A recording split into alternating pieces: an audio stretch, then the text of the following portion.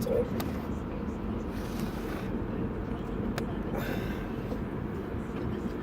What's going on, guys? You know who it is. Joe Francisco, Exceed Performance Training. I just wanted to talk about something real quick as I drive to work in my other job. So there's been a lot of talk the past couple months about the rippetoe squat and the proper squat. A lot of other people have been talking about how, training newbies with the rippetoe squat is bad because they're going to have to eventually change their technique anyways. Now, I don't tend to agree with that thought process. The simple fact that, let's change lanes real quick. The simple fact that utilizing a movement that is, or developing a model around a movement that is going to utilize more muscle mass for a beginner lifter is going to probably be better because they're going to use more muscle. That doesn't mean that once someone decides they want to specialize into a sport, that they can't make tweaks because they're stagnating. That's par for the course. Anyone that's been training for a long time knows that you don't end with the same technique and motor pattern that you started with. Some people start with a really bent over squat, really hunched over. Let me see if this helps the lighting. A lot of people start with that flat shoe, low bar, really hip dominant squat, and eventually, the lighting's fucked. And eventually end up, more upright. They end up kind of tweaking things a little bit, or they don't. Personally, I started squatting with a flat shoe, and I started with a much more bent over, kind of back dominant squat, and over the years, my technique has changed. Why? Because I want to get stronger specifically for powerlifting, not just general fitness. So I think that to poo-poo or to shit on an idea, utilizing a model that is designed to just get people in the gym, get them stronger than when they began, and understanding the body, the movements, and developing strength, just because it's not a perfect Olympic style movement, is really stupid, and it's ignorant. It's naive, because you're cutting out the ease of training newer people. Anyone that says injuries are a part of training, one, they're right. But two, they're probably forcing their body into positions that it doesn't necessarily want to move in, probably because they think it's better.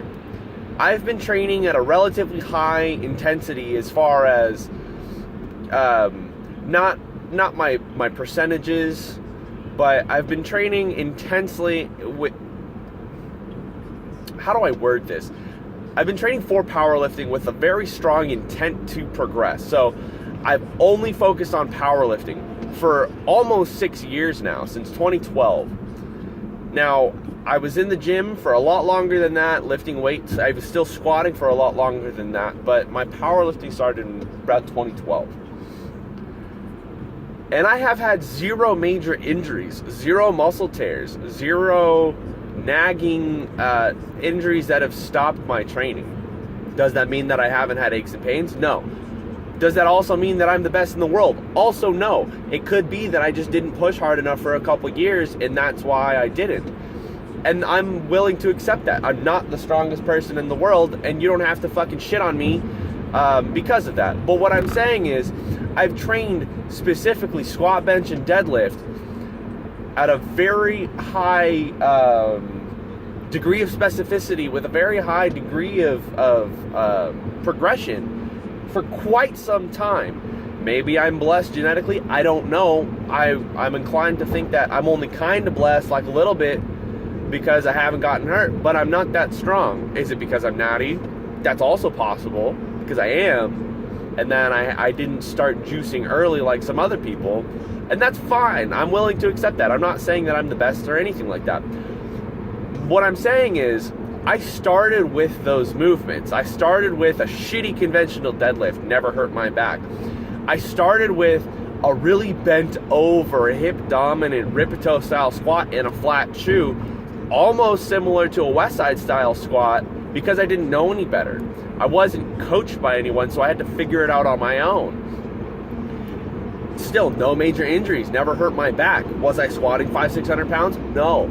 Was I squatting 400 pounds? Not really.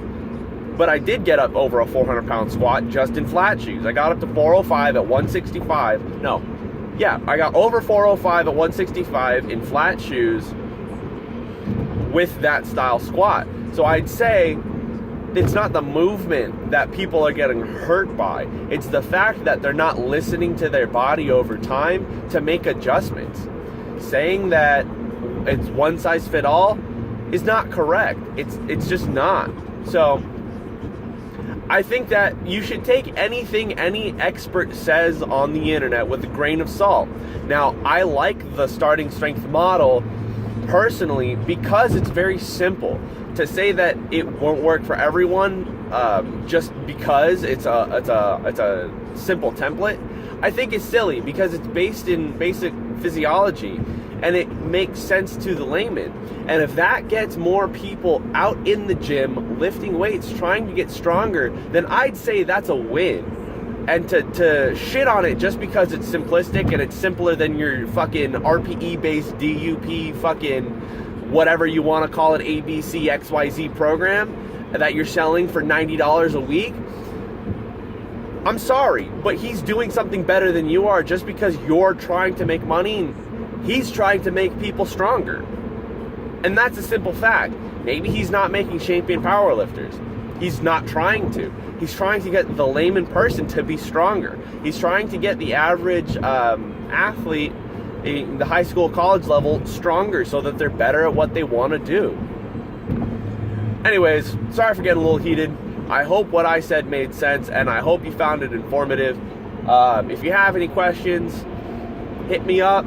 I don't know if I'm going to post this to YouTube or Instagram, but feel free to comment, like, whatever, wherever, whoever, doesn't matter, man. Hope you have a good day, and thanks for all, my friends.